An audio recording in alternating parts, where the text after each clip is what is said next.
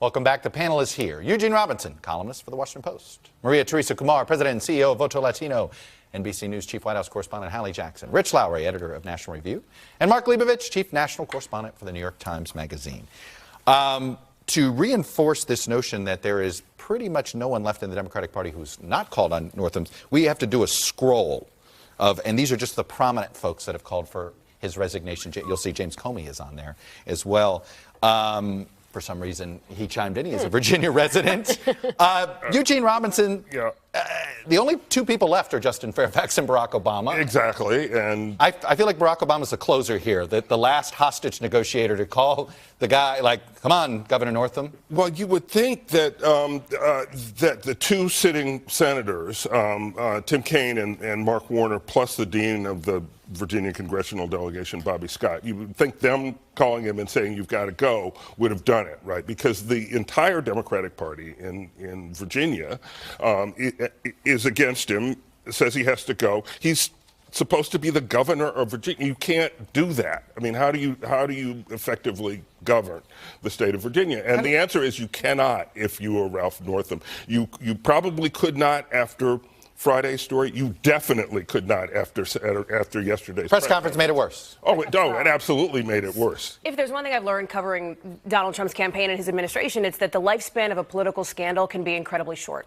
And I talked to some folks familiar with the situation, some Democrats who say, listen, Ralph Northam could stay governor, right? He clearly doesn't want to step down, or he would have done it by now. He has to accept he's going to be a lonely pariah who is weak and ineffective, but he could stay in that job because really the only way out now is for the legislature to impeach. That's a fairly high bar. You have to get the House to vote on malfeasance, corruption, neglect of duty, and then the Senate, 2/3 of the Senate to remove. I'm not setting aside what he should do, because I think every Democrat says what he should do is step down. What he could do is hunker down for the next 6 months and accept he's going to be ineffective. Because the word should becomes very irrelevant very quickly here, because if you're going to use should, it's confined very much to one party. You could say that Steve King should resign. You could say Donald Trump should have stepped out of the race in 2016. The fact is, you're one of the safest jobs you can be in America is a public figure is if you are accountable only to voters.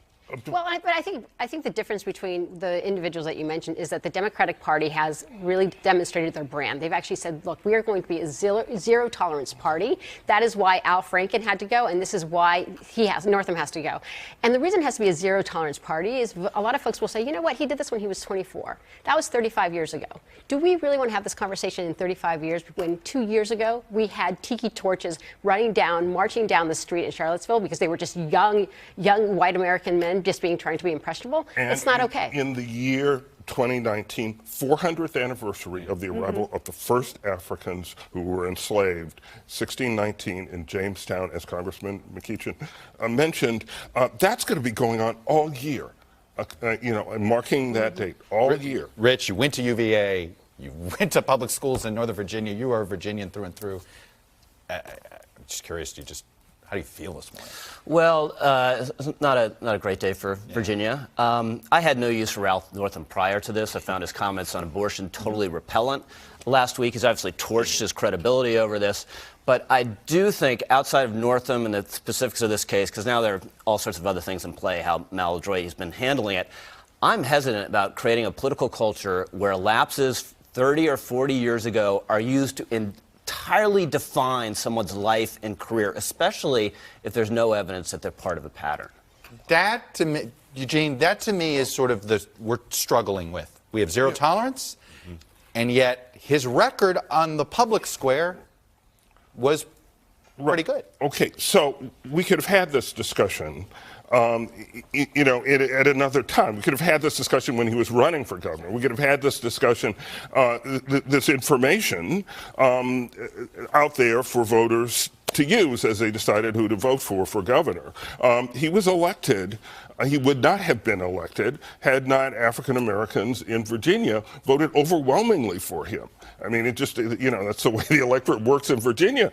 And so it's past time for that. Had he disclosed this question, and now he says I didn't know about my own yearbook page photograph, which is not credible. But he did know about the other But he did know about the shoe polish and Michael Jackson. But I think, Eugene, and we didn't know. But I think, Eugene, I think the crux of the issue really is, is the Democratic Party going to espouse any leeway for this to happen? And I say this because in order for them to be the party of authenticity, the party of the future, they're going to need every single voter coming into the 2020 election. So if they allow any kind of movement, all of a sudden their coalition breaks down. And they have to be very clear that we are moving forward. You talk about that there's a sort of this struggle between what Rich talked about. Democrats aren't struggling with that. Democrats have made up their mind about what they want. My question for Ralph Northam is, what do you want? Because if you want to be governor and be not effective and never, you're not chair of the DGA, my friend, you're not going to get a speaking spot at the convention, right? Do you want to just stay in that governor's mansion no matter what? Or do you really want to try to be somebody who ends up trying to have these conversations to heal? Because it doesn't seem like his path is the one. To inject a little cynicism into this conversation, right? We are in Washington. This is a gimme for Democrats, right? Because the lieutenant governor has much more political upside. He's a compelling figure. He's an African American, a great story, and he can run again after serving out the rest of Northam's term. So this is politically, this is easy. To follow up on it, if the lieutenant governor were a Republican right now, I think the resignation calls would be there, but would we have a different reaction? Oh, I don't think so. Yeah. I don't think the reaction would be different. I mean, I think, and again, especially after yesterday, I think people who watched and listened to that press conference yesterday lost confidence in the I was going to play the Governor moonwalk Northam moment. to We're lead. low on time, but the painful. moonwalk moment was, you're just like, like, what did I just see? It's a car crash. I mean, thank God for the First Lady. Look, I mean, first of all, the other thing is, what if he were a Democratic senator and there was a Republican governor of Virginia? That would be a very different conversation also. But the fact is, look, I don't think this is settled law within the Democratic Party. I don't think it's settled law within politics. I think that there are a lot of gray areas here.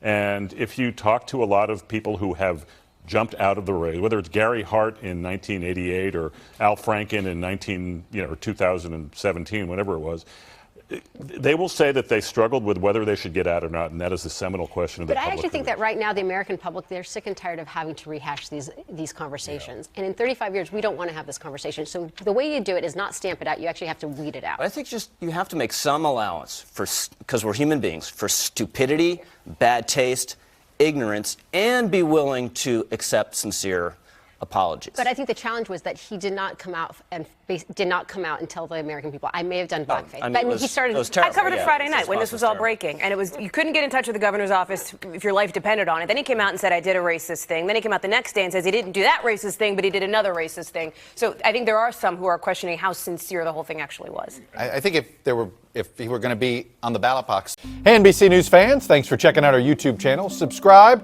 by clicking on that button down here, and then click on any of the videos over here to watch the latest interviews, show highlights, and digital exclusives. Thanks for watching.